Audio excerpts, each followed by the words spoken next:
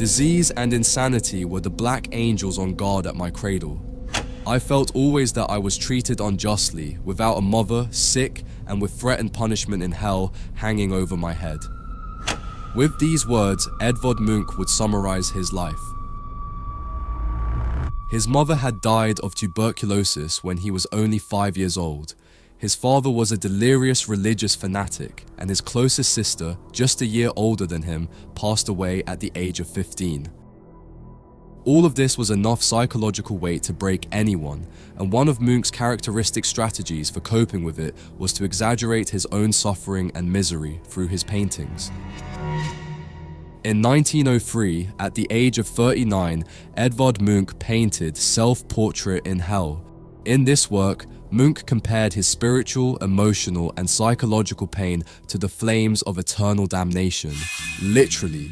The painting directly addresses Munch's psychological torment. It is a work that conveys immense vulnerability.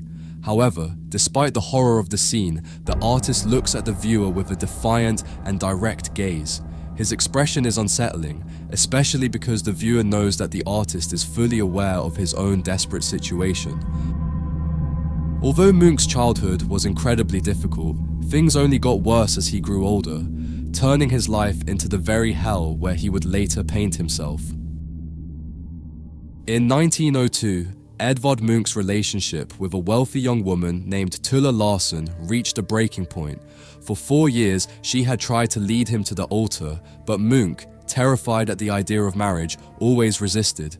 He seemed convinced that surrendering to a wife would mean losing his artistic essence, as if marriage would drain his creative energy. The situation turned dramatic. Desperate, Larsen threatened to take her own life. Munch, in a fit of emotion that seemed almost like a twisted attempt to one-up her, grabbed a gun and fired. But instead of aiming at his head or heart, the bullet merely grazed the tip of his left middle finger.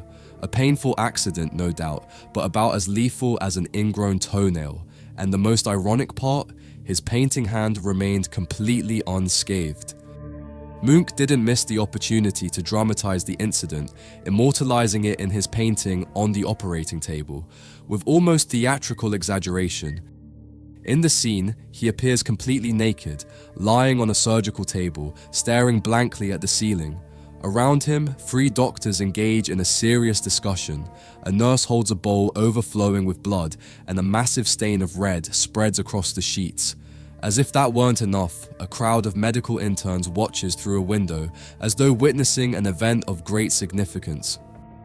Many neurotics crave attention, but even for Munch, this staging borders on the absurd.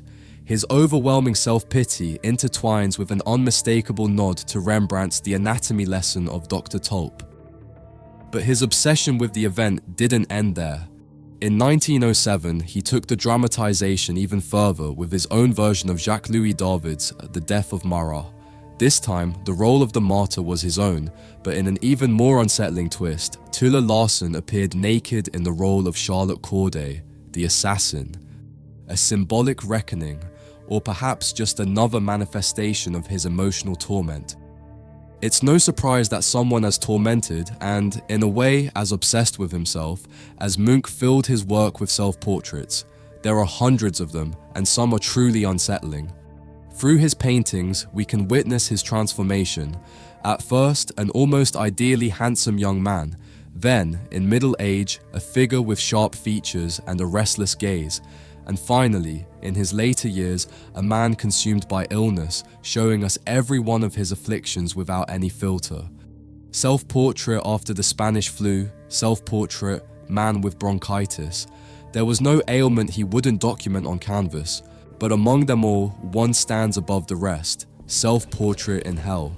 Because if his life was already a torment, Munch wanted to make sure everyone knew it. Here, Munch paints himself naked, with brutal brushstrokes, illuminated from below, and surrounded by an atmosphere that is anything but warm, despite the fiery color palette. It is a suffocating, hellish environment. He also paints himself casting a menacing shadow, one that unmistakably evokes death. The specter of death seems to loom over this painting. Munch gives himself an unhealthy skin tone, and if you look closely, a bold red brushstroke cuts across his neck. To me, it almost looks like a wound, or perhaps the reddening of the skin after a rope has been tied around it. I'm not entirely sure. I'd love to hear your interpretation in the comments. And yet, the artist doesn't appear overly distressed.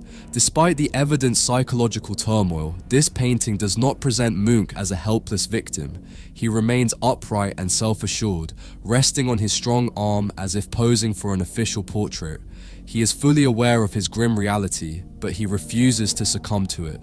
Instead, he portrays himself as a dark ruler of his own somber realm. The flames and smoke may symbolize guilt and inner torment, but they could just as easily represent raw, burning rage. Munch's work is permeated by the sensation of time slipping away, as if minutes and hours were viruses devouring the artist's life. One of the most poignant expressions of this is a painting from his later years titled "Between the Clock and the Bed," a self-portrait in which he stands between the grandfather clock in his bedroom in Åsgårdstrand and the patterned bedspread of his couch, adorned with red and black diamond shapes on a white background. What, for any other painter, might have been an innocent domestic scene of an old man rising from bed, for Munch becomes a chilling allegory of death. Time escapes to the left and to the right. The bed where he will eventually die gapes open like a waiting void. If I were forced to choose just one, only one, of his self-portraits, I would pick one of his earliest works, Self-Portrait with Skeleton Arm, painted in 1895.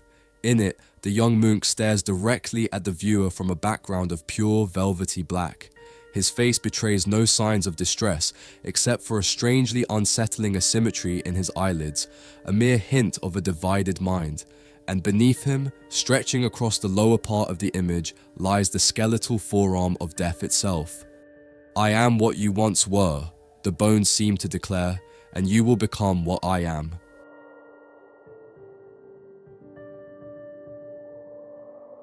Thank you for making it to the end of this video.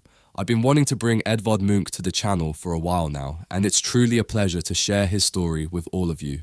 I'd love to hear from you in the comments. What's your favorite painting by Munch? And of course, if you have anything to add to the discussion, I'd be thrilled to read your thoughts. If you'd like to have one of Munch's masterpieces in your home, you'll find a link in the description where you can explore a collection of his greatest works. You can also browse through a catalogue of over 500 carefully selected artworks, perfect for building your own historic art collection. Shipping is free worldwide, so I invite you to visit the website and place your order now. By doing so, you'll not only own a high-quality piece of art, but also support the creation of more videos like this. Thank you for your support, and I'll see you in the next video.